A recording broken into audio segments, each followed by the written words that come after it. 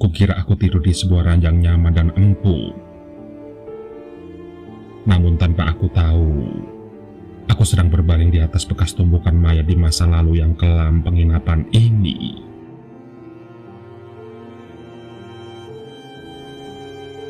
Kalian pernah menginap di tempat baru dan asing tapi merasa diganggu dan diawasi? Jika belum, mungkin pengalamanku ini bisa jadi salah satu informasi untuk kalian agar lebih hati-hati lagi memilih tempat menginap. Pekerjaanku sebagai orang lapangan membuat aku terbiasa berpindah-pindah tempat. Sesekali aku akan ada di Pulau Sumatera, sesekali di Kalimantan, dan terkadang di Jawa. Tak jarang, aku bisa berpindah ke 3-5 lokasi dalam 1 bulan.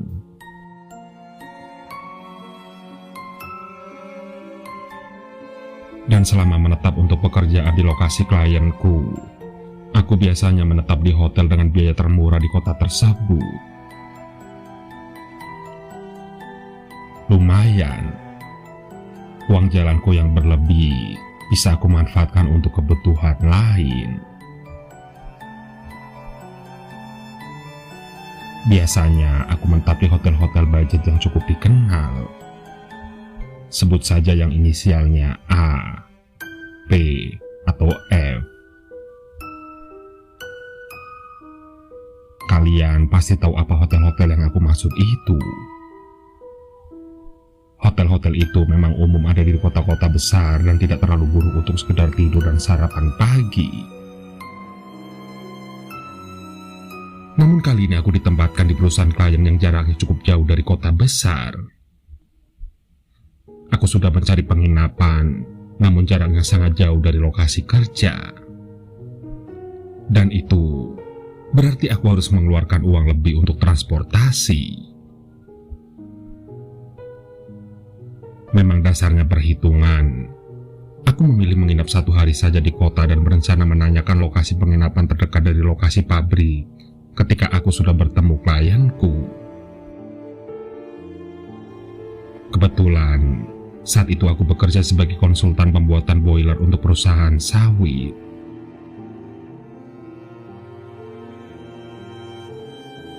Beberapa klien biasanya memberiku akses antar jemput sehingga tidak masalah jika aku tinggal di kota.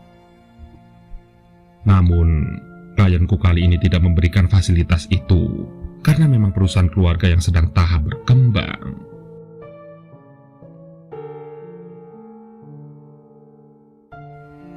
Wah, kalau di sini sih nggak ada ya mas kalau hotel.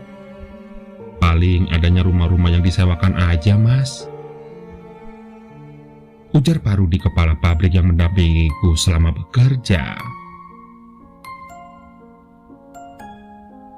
Ya nggak apa-apa deh pak, kalau adanya begitu. Setidaknya bisa buat saya tinggal di 2 minggu ini. Lagian, lumayan juga ongkos dan jaraknya kalau saya harus bolak-balik ke kota, ujarku. Pak Rudi mengangguk, kemudian melempar pandang ke salah satu bawahannya yang tengah berkegiatan di samping sebuah mesin besar.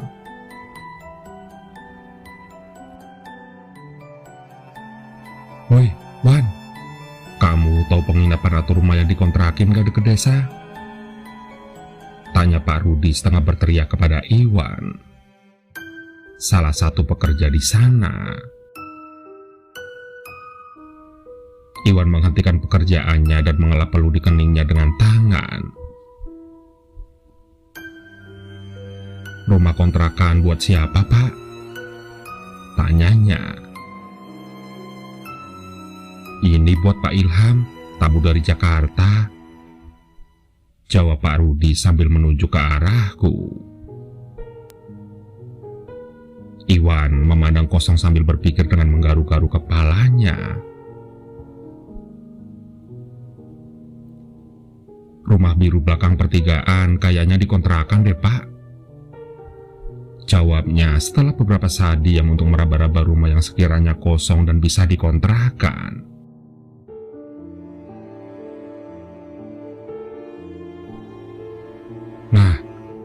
begitu nanti antar Pak Ilham ini ke sana ya, pakai motor saya, ujar Pak Rudi yang dibalas anggukan Iwan.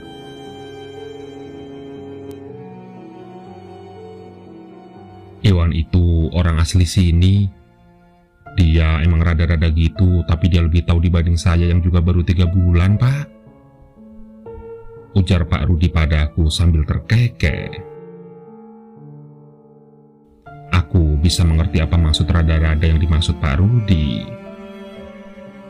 Iwan memang terlihat berbeda karena selalu tersenyum dan cukup heboh dalam bertindak.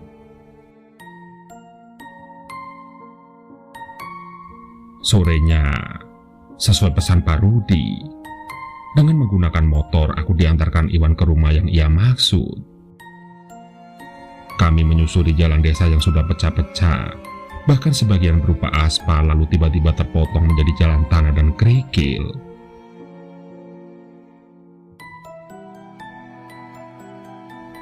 Maklum Mas, kampung ini dilihat sama pejabat kalau mau kampanye saja, ujar Iwan sambil terkekeh ketika motor kami berguncang keras karena menerabas lubang besar di tengah jalan yang entah kenapa seperti sengaja tidak ia hindari.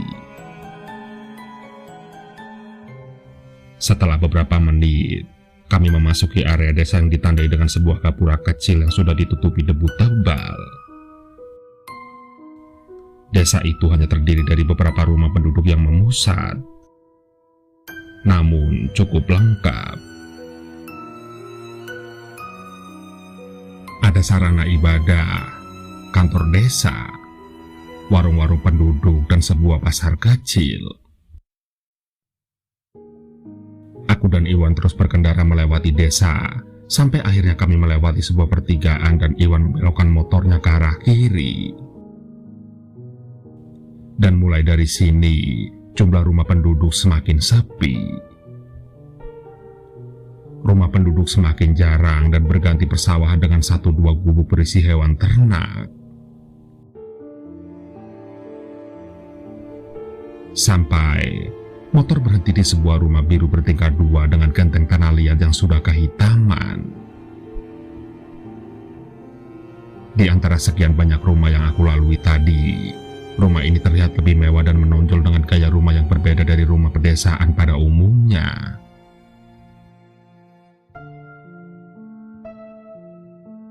Nah, ini palingan Mas yang bisa dikontrakan, kata Iwan sambil menurunkan standar motornya. Wah, kayak udah gak ditinggalin lama ya, kataku jujur. Gara-gara debu aja Mas, ada yang ninggalin kok. Bentar ya saya panggilin, ujar Iwan yang langsung mengarah ke pintu. Iwan mengetuk-ngetuk pintu berkali-kali sambil mengucap salam sampai akhirnya seorang pria tua muncul dari samping rumah.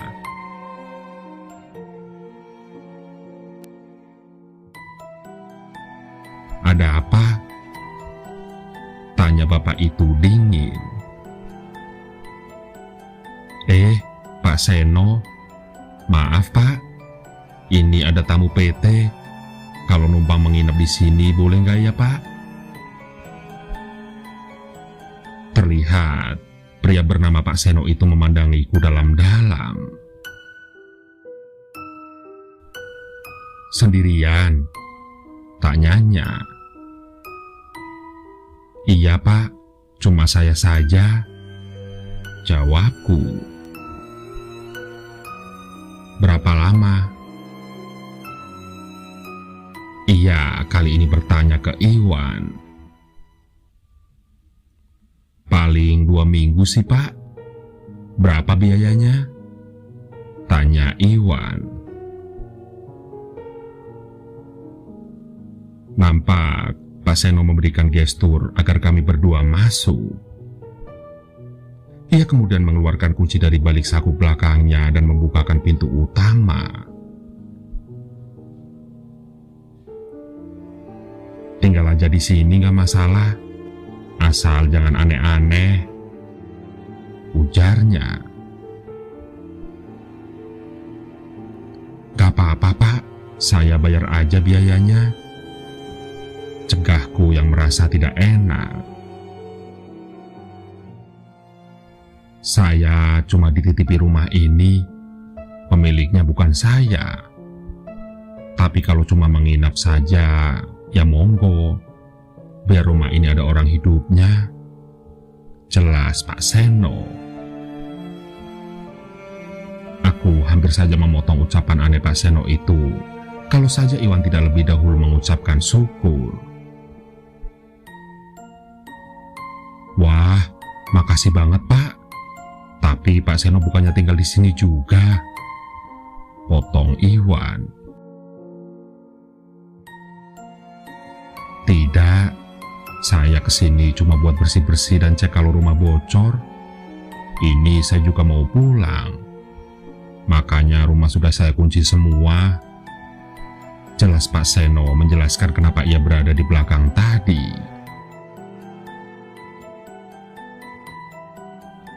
Pak Seno lalu mengarahkanku masuk.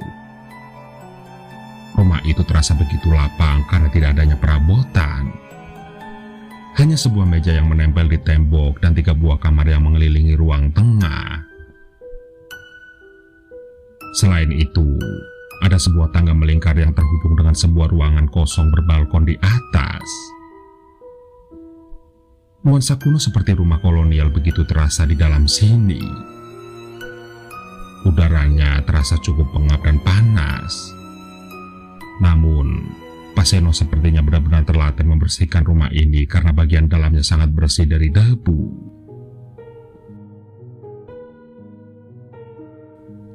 Pak Seno lalu memilih-milih kunci dan membuka salah satu kamar yang menghadap langsung ke tangga.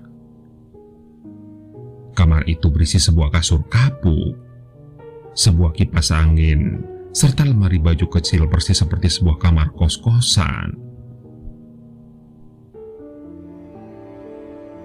"Mas Ilham bisa tidur di sini. Ini kamar yang biasa saya pakai kalau terjebak hujan di sini, atau kalau mau tidur siang habis bersih-bersih," ujarnya.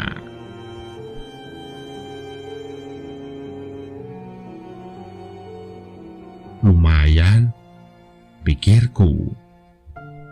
"Ini bahkan lebih dari cukup untuk aku melepaskan lelahku." Keberadaan kipas angin juga membantuku terhindar dari panasnya rumah ini malam nanti. "Ini beneran saya tidak perlu bayar, Pak?" tanyaku lagi meyakinkan. Gak usah, gak apa-apa. Ini kunci kamar, ini kunci luar, ini kunci pintu belakang, dan ini kunci 2 kamar di samping. Barangkali kalau Mas mau pindah kamar, sebelah lebih luas dan ada kasurnya juga," pesan Pak Seno. Dan setelah memastikan air WC hidup dan lampu kamar berfungsi, aku pun mantap untuk tinggal sementara di sini. Sayangnya, lampu di ruang tengah padam, begitu pula dengan lampu lantai 2.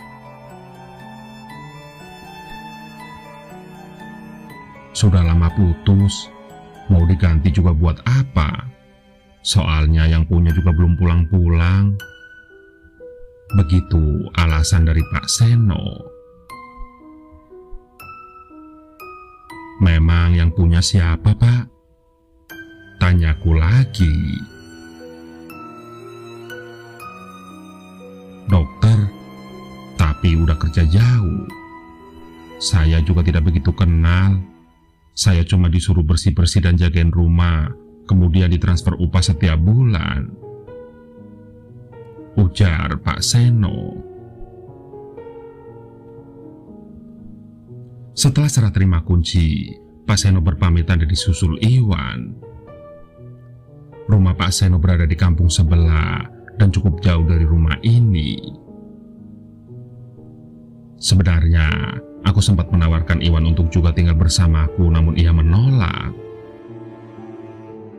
Iwan juga meninggalkan motor untuk transportasiku mencari makan malam nanti dan untuk pergi kerja keesokan harinya.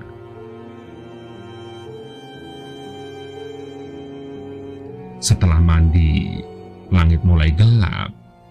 Kemudian aku menyalakan satu demi satu lampu. Sesuai dengan pesan Pak Seno tadi, lampu tangga dan lampu ruang tengah sudah putus, sehingga sumber cahaya hanya dari ketiga kamar, teras, dan kamar mandi. Aku sengaja membuka ketiga kamar agar cahayanya keluar dan membuat rumah ini sedikit terang. Dan setelah merapikan koper dan beberapa pakaian ke lemari, aku pun memutuskan untuk keluar mencari makanan. Aku membawa motor ke arah Iwan tadi membawaku, mendekat ke arah gapura desa. Kehidupan lebih terasa di sini karena penduduk yang beraktivitas dan suara anak-anak yang tengah mengaji di musola kampung. Tidak seperti di penginapanku yang hanya sayup-sayup suara binatang malam. Hingga akhirnya aku menemukan sebuah warung makan yang menjual makanan rumah. Warung itu begitu sederhana dengan pilihan lauk yang tidak begitu banyak. Juga ada dua orang lain yang tengah makan di sana. Nasinya satu, Bu. Makan di sini ya, kataku. Ibu penjaga warung segera menoleh padaku, kemudian melihatku selama beberapa detik sebelum menyendok nasi ke piring kosong berwarna putih kusam di tangannya.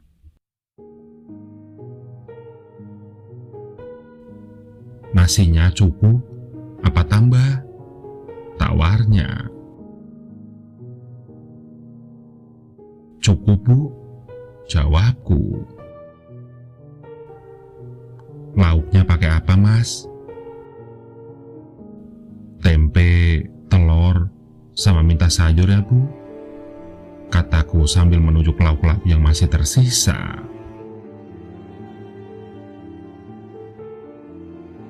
Setelah pesananku lengkap, aku membawanya ke meja makan di samping kedua orang tadi.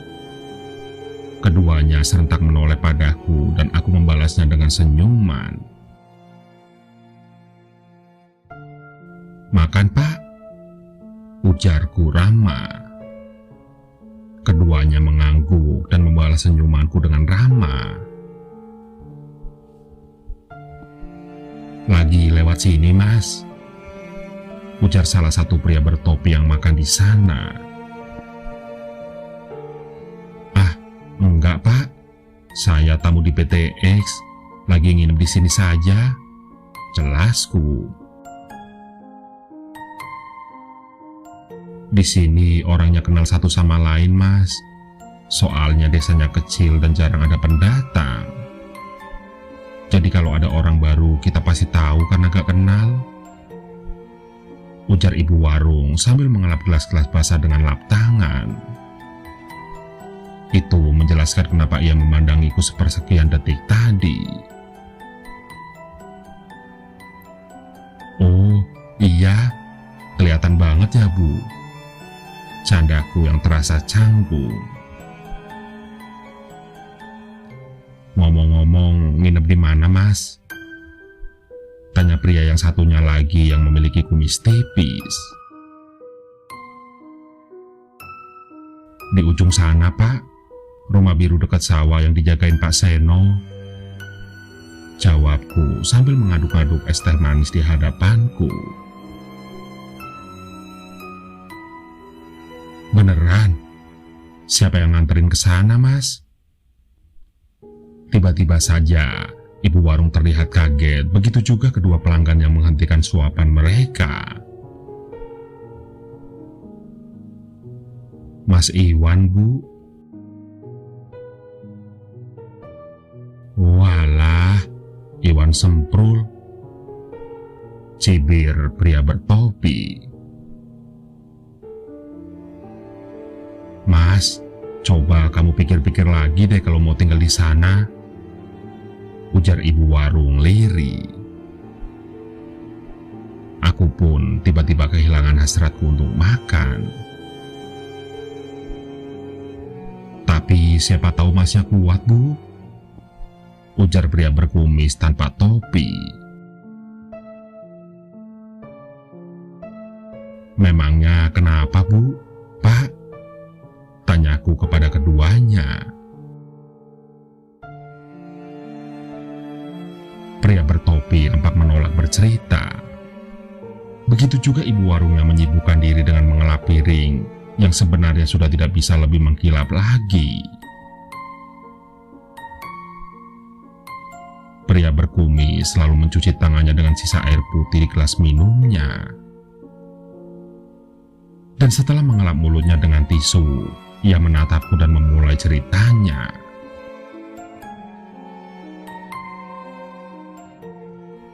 Rumah itu nggak aman dan udah terkenal angker. Karena isunya yang beredar, semua orang kampung ini tahu. Rumah itu jadi tempat ngehabisin nyawa orang dulu, Mas.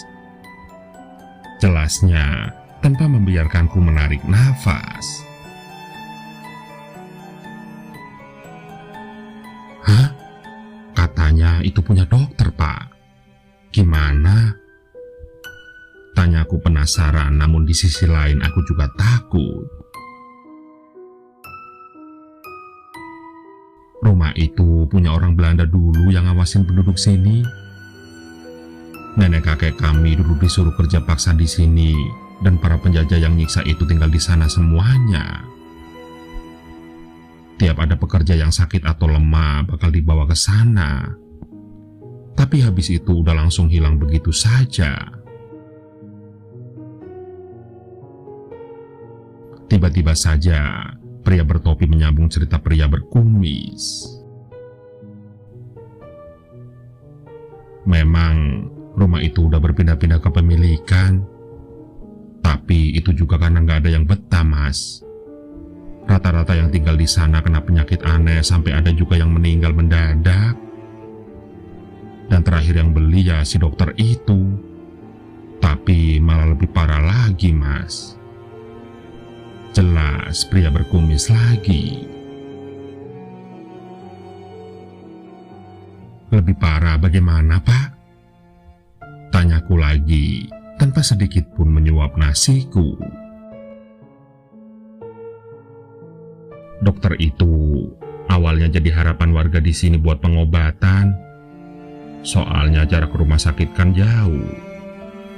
Dia berdua sama istrinya yang kayaknya juga paham obat-obatan gitu. Tapi saya lupa, setelah berapa bulan di sini, istrinya itu meninggal dan mulai dokter ini berubah total tampilannya. Dia juga mulai berkelakuan aneh. Jelas pria itu menggantung ceritanya.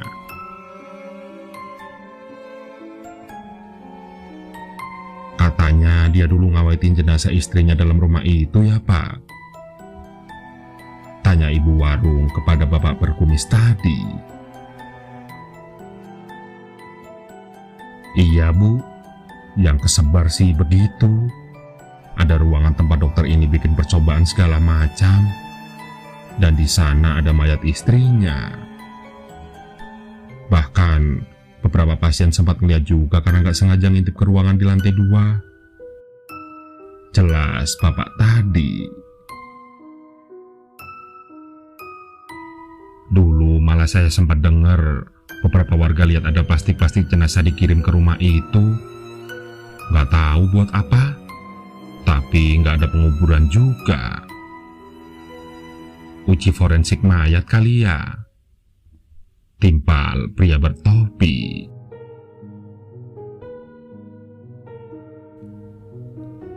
Nggak tahu juga saya, Mas. Tapi sejak itu juga warga sini jadi khawatir mau berobat ke sana. Malah pernah ada yang berobat terus nggak ketolong. Dan sama dokternya ditawarin jenazahnya dibeli buat penelitian. Tapi sama keluarga jenazah itu ditolak mentah-mentah. Dan dari sana, warga mulai tidak berobat lagi ke dokter tadi karena takut sengaja dibikin mati biar mayatnya bisa dibeli sama dia. Jelas bapak berkumis tadi panjang lebar. Aku tidak bisa berkata banyak. Pikiranku melayang membayangkan malam ini aku akan tinggal di sana sendirian hingga 2 minggu ke depan. Sampai satu persatu pria tadi menyudahi makannya, kemudian pergi hingga menyisakan aku dan ibu pemilik warung. Dan setelah aku menyelesaikan makananku dan hendak membayar, ibu itu berpesan padaku sambil mengembalikan uang kembalian. Kalau ada apa-apa, warung saya buka sampai jam 12 malam, Mas. Kesini saja ya, ujarnya. Baik, Bu. Terima kasih banyak sebelumnya, jawabku. Singkat cerita, aku membawa motor Parudi kembali ke rumah tersebut. Dan selama perjalanan, aku memikirkan apakah aku akan tetap di sini atau mencari penginapan lain. Baru saja aku sampai di depan rumah biru itu, jantungku seketika ngilu saat tanpa sengaja aku melihat bayangan yang bergerak di dalam menghalangi sinar lampu kamarku dan kemudian seakan menghilang. Apa itu Pak Seno? Atau ada orang asing yang masuk? Tanyaku dalam hati. Aku memberanikan diri membuka pintu dan mengucap salam. Tapi hening. Tidak ada suara ataupun gerakan apapun. Kemudian mataku mencoba menyisir ruang tengah yang temaram dan tidak mendapat apapun di sana selain sebuah meja kecil. Karena tidak betah berlama-lama dalam kesunyian dan ingin segera tidur, aku pun masuk ke kamar dan menutup pintu. Dan entah kenapa, pikiranku memerintahkan diriku untuk mengunci pintu kamar dan aku pun melakukannya. Setelah berbaring dan menghidupkan kipas, aku membuka ponselku yang tidak mendapat sinyal internet. Chat-chat terakhir yang masuk di handphoneku adalah chat yang tadi masuk saat aku makan di warung. Hingga tiba-tiba saja aku mendengar suara derap langkah kaki dari arah luar. Suaranya terdengar berputar-putar dan jumlahnya banyak. Aku tersentak dan kaku tidak bisa bergerak. Lalu terdengar suara pintu di kamar sebelah yang didobrak keras. Apa itu ya? Maling? Perampok? Apa angin? Pikirku menebak-nebak. Kemudian suasana seketika hening. Namun hanya dalam waktu sebentar. Karena sesaat kemudian, languhan dan jeritan yang begitu keras terdengar dari lantai atas.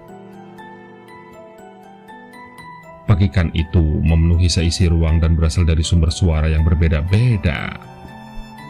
Mungkin belasan atau bahkan puluhan suara. Aku harus keluar dari sini, teriakku dalam hati. Aku melihat ke sekeliling dan aku menyadari akses satu-satunya untuk keluar hanyalah pintu di hadapanku.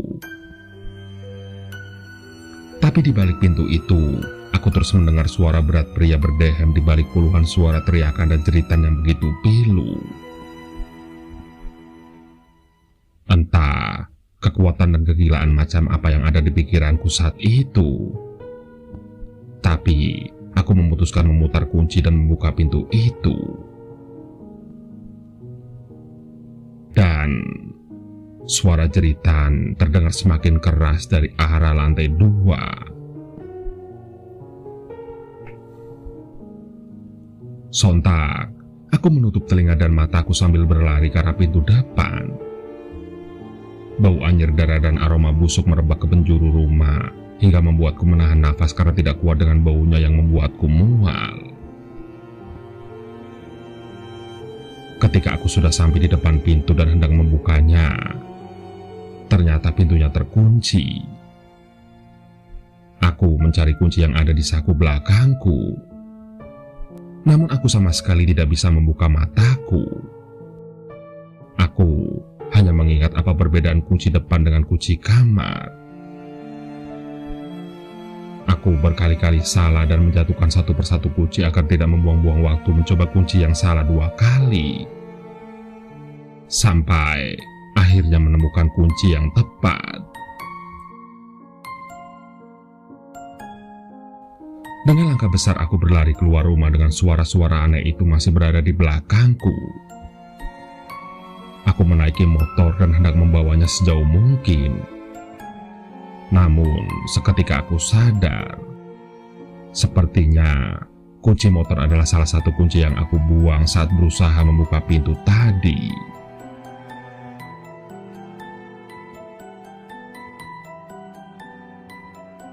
Tidak ada pilihan lain. Akhirnya aku berlari ke arah desa. Perjalanan itu terasa begitu jauh, namun kepanikanku malam itu memberikanku tenaga tambahan yang tidak pernah kumiliki sebelumnya. Desa sudah sangat sepi dan hanya ada beberapa pemuda yang tengah duduk sambil menghisap rokok. Aku pun melewati mereka dan segera menuju ke warung ibu tadi. Dan saat aku tiba dengan peluh membanjiri wajah dan bajuku, ibu itu ikut panik dan menghambur keluar. Terlihat saat itu ada satu orang pelanggan yang sedang makan di warung tersebut. "Mas, kenapa mas?" tanya ibu itu panik. "Kacau bu, rumahnya rame banget. Saya dengar orang teriak, suara orang muter-muter. Saya nggak tahu itu apa," ucapku terengah-engah. "Astagfirullah mas, udah, masnya di sini saja." "Motormu mana mas?" tanya ibu itu lagi ketika sadar aku berlari ke warungnya. "Saya tinggal bu, kuncinya ada di dalam kamar," jawabku sambil mencoba mengatur nafas. Nampak seorang pelanggan warung terlihat bingung dan memberikan gestur ada apa ke ibu warung. "Mas ini nginep di rumah biru," ujar ibu itu singkat. "Astagfirullah, kok bisa bu? Si Iwan memang kerjanya aneh-aneh aja. Pak Seno juga main izinin orang tinggal," sesal ibu warung. Malam itu, aku meminta izin untuk bermalam di warung itu. Dan beruntungnya ibu itu mengizinkan aku tidur di bangku panjang warungnya. Aku tidak ada lagi keberanian untuk kembali saat masih gelap. Dan aku akan menunggu esok pagi. Singkat cerita, keesokan harinya setelah matahari mulai menampakkan cahayanya, aku kembali ke rumah itu. Keadaannya persis sama dengan terakhir aku tinggalkan. Pintu depan terenganga lebar dengan kunci-kunci percobaan gagalku yang tersebar di lantai. Begitu juga dengan lampu-lampu yang masih menyala. Namun, aku dibuat tercengang dengan keadaan lantai yang sudah dipenuhi debu-debu berpola sepatu bergerigi dan telapak kaki yang jumlahnya sangat banyak dan memenuhi seluruh permukaan lantai ruang tengah. Selain itu, ada cetakan tangan kotor kehitaman yang menjiplak tembok dekat anak tangga. Sontak aku pun bergegas mengambil barang-barangku dan tak lupa kunci motor untuk segera pergi dari sini.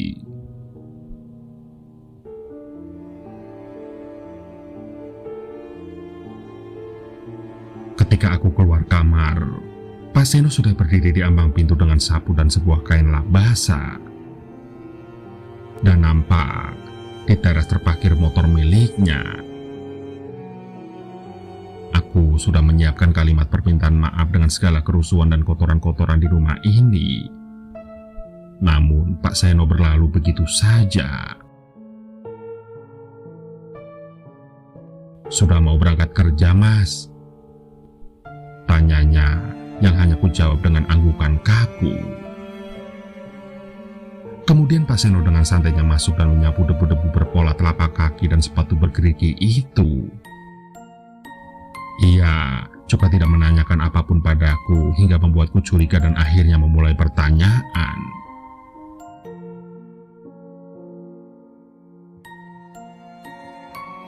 Itu apa, Pak? Saya tadi malam tidur di luar karena di sini ramai banget sama suara. Ungkapku. Jadi malam nanti nggak kesini lagi, Mas? Pak Seno justru bertanya balik dan tidak menjawab pertanyaanku. Kayaknya enggak, Pak. Terima kasih. Saya coba cari tempat lain saja, ah. Jawabku singkat. Oh, ya mereka ini yang menghuni rumah ini, Mas. Saya awal-awal juga sama kayak kamu, tidurnya di sini dan selalu diganggu. Saya kira cuma sekali dua kali terus hilang, tapi malah jadi setiap malam mereka ngulang-ulangi siksaan itu di atas. Ujar Pak Seno sambil menggosok cetakan tangan di dinding dengan lap basah. Saya kira kalau orang lain kayak kamu gak diganggu, Mas. Gak taunya sama saja. Padahal kalau mereka nggak keluar, lumayan. Saya bisa istirahat bersih-bersih nyapu dan ngelap dinding rumah ini sekitar 2 minggu. Sontak, aku pun terdiam dengan kalimat yang bisa aku tangkap maksudnya itu. Aku pun segera berlalu setelah mengucapkan terima kasih secara terpaksa. Dan hanya dibalas oleh Pak Seno. Setelahnya, aku ke perusahaan dan mengadukannya ke Pak Rudi yang juga terkejut dengan ceritaku. Ia kemudian segera memanggil Iwan dan memarahinya. Namun, Iwan yang spesial itu hanya tertawa dan tertawa. Malam berikutnya, aku memilih kembali ke kota dan meminjam motor Pak Rudi sebagai akses bolak-balik agar aku masih bisa menekan pengeluaran. Sementara, rumah itu kembali dikunci Pak Seno yang hanya akan datang pada pagi harinya untuk bersih-bersih rutin.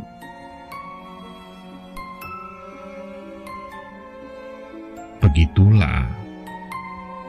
Apa kalian juga pernah punya pengalaman tidak mengenakan saat menginap di tempat baru dan asing? Jika iya, saya bersedia untuk mendengarkannya.